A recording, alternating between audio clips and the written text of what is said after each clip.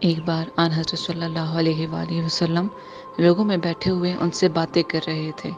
اتنے میں ایک دیہاتی آپ کے پاس آیا اور پوچھنے لگا کہ قیامت کب آئے گی۔ آپ صلی اللہ علیہ وآلہ وسلم اپنی گفتگو میں مصروف رہے۔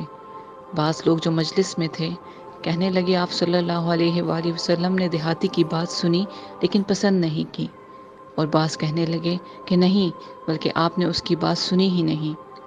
جب آپ اپنی باتیں پوری کر چکے تو میں سمجھتا ہوں کہ آپ صلی اللہ علیہ وآلہ وسلم نے یوں فرمایا، وہ قیامت کے بارے میں پوچھنے والا کہاں گیا؟ اس دیہاتی نے کہا، حضور میں موجود ہوں۔ آپ نے فرمایا کہ جب امانت ایمانداری دنیا سے اٹھ جائے تو قیامت قائم ہونے کا انتظار کر۔ اس نے کہا، ایمانداری اٹھنے کا کیا مطلب ہے؟ آپ صلی اللہ علیہ وآلہ وسلم نے فرمایا کہ جب حکومت کے کاروبار نالائق لوگوں کو سونپ دیے جائیں تو قیامت کا انتظار کر۔